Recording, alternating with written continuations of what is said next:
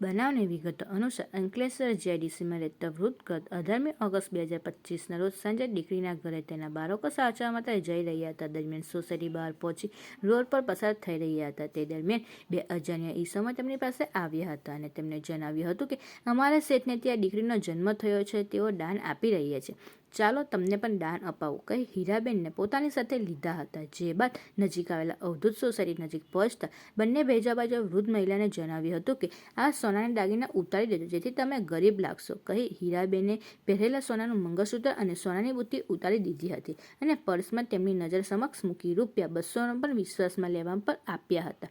બાદ એ પર્સ થેલીમાં મૂકવું તેમની નજર સમક્ષ તરત જ કર્યું હતું.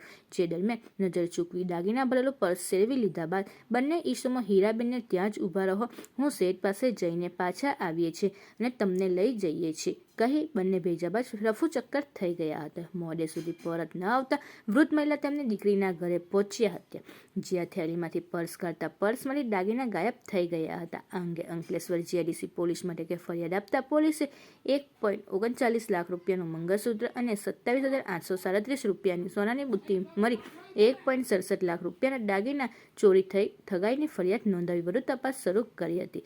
જે અંગે જીઆઈડીસી પોલીસે તપાસ શરૂ કરી હતી. દરમિયાન હ્યુમન ઇન્ટેલિજન્સના આધારે ચોક્કસ માહિતી મળી હતી કે આ ગુનામાં એક આરોપી રવિ દિલીપ પાવર મહારાષ્ટ્રના પરભણીના પાલમ તાલુકામાં ઇન્દિરાનગરમાં ઝુંપડપટ્ટીમાં રહે છે. જે માહિતીના આધારે જીઆઈડીસી પોલીસ ટીમ મહારાષ્ટ્ર ખાતે પહોંચી હતી અને ચોક્કસ માહિતીના આધારે તેને ઝડપી પાડ્યો હતો અને ટ્રાન્ઝિસ્ટર વોરંટ પર અંકલેશ્વર લઈ આવી હતી અને તેની વિધિવત ધરપકડ કરી વધુ પૂછપરછ શરૂ કરી હતી.